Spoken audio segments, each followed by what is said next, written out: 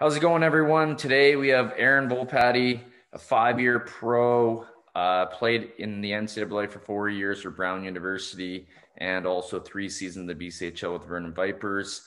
Aaron played for the Vancouver Canucks and Washington Capitals.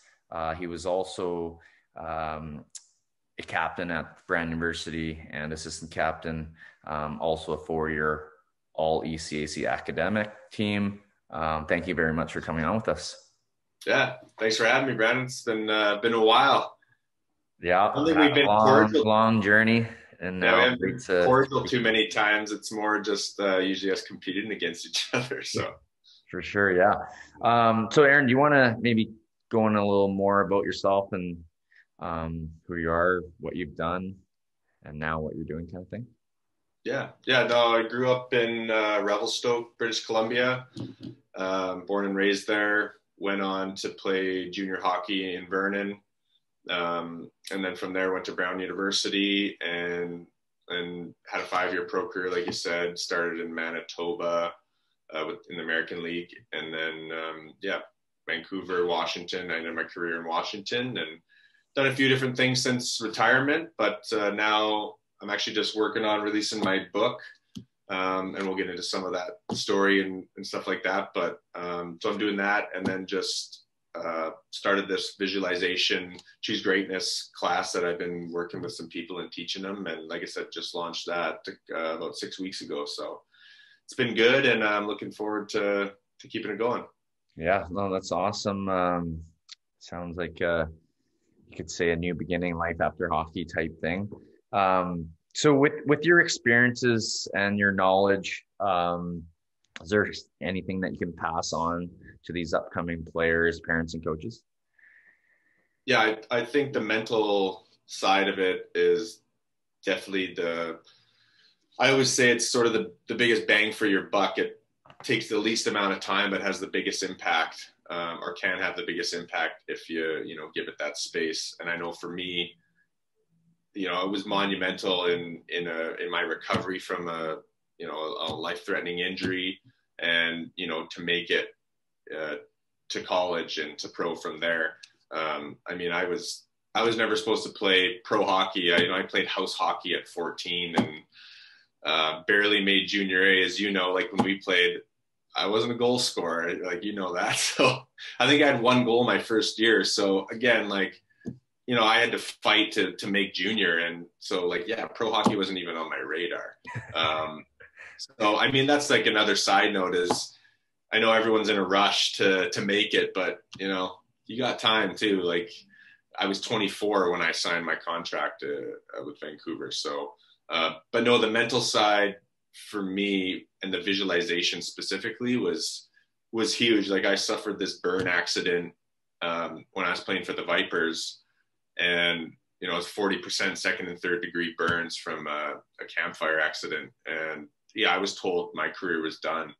And, I had 1 more year of junior eligibility, and, I hadn't got my scholarship. I don't even think I had talked to a team yet.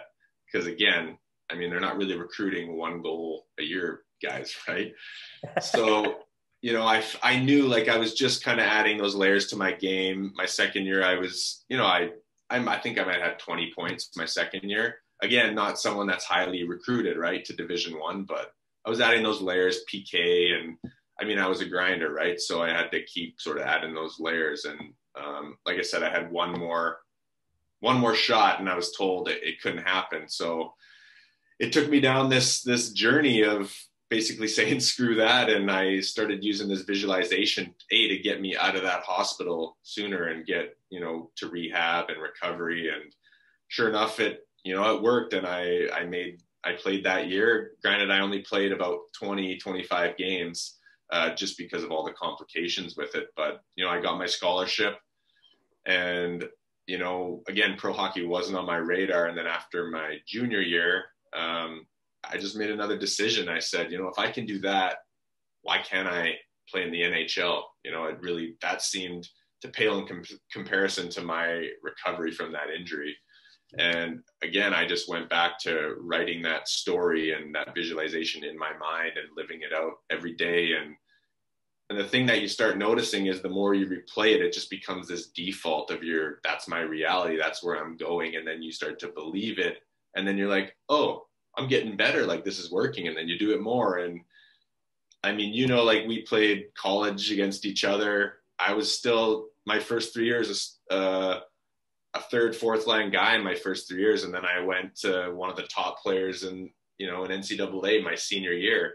And that's no accident. And everyone always thinks, oh, must have just figured it out. And like, yeah, I figured it out, but there was a reason I figured it out. It was just this visualization and, even with the hockey specific stuff and building that confidence. So I rambled there, but yeah, like the mental and the visualization thing for me was huge. I mean, I wouldn't have been where I got to without it.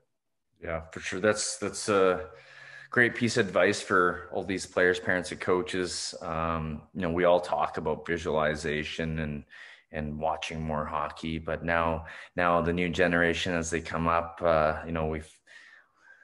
we find some challenges with them of how to teach them and how to influence them on what they can be doing. I guess some of us would like to use the word should be doing, but more so what they can be doing. Yeah.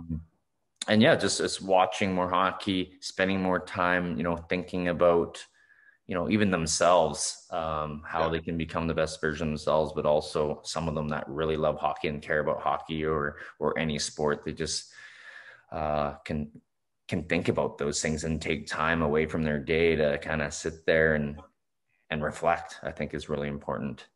Yeah, totally. Just, that's a huge piece. Yeah. And also just want to give a little, I guess a little piece of advice and perspective from what you just said there is, all these things about how you played third, fourth line, you had one goal, but that just goes to show, these players and parents, that anyone can make it. And it's not just on anyone. You got to have the passion, the determination, the work ethic. You got to be able to perform, to the best of your ability, but also what the coaches are looking for. And as you get up that pyramid, I was talking about the other day with one of these scouts with the junior teams, and the pyramid, it goes up like this, right? And it's not for everyone. The filter, it gets a lot smaller as you move up, and they look for certain players. So in my perspective and opinion is, you take myself, you and I both played the same years. We graduated the same year at NCAA. We played BCHL the same years. I scored 50 goals in the 05-06 season while you were in Vernon.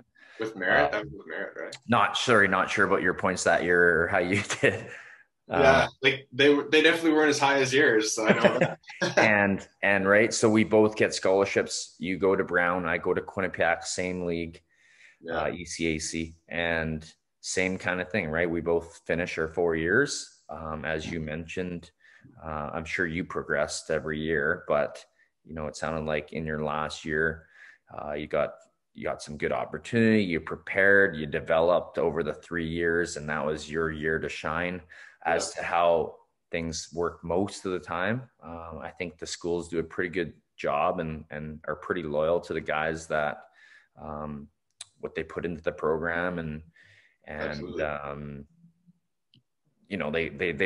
they want guys to succeed. Maybe they're not going to play in the NHL one day. Maybe they're not going to have long pro careers, but they know that they spent 3 years and they've been a big part of the program.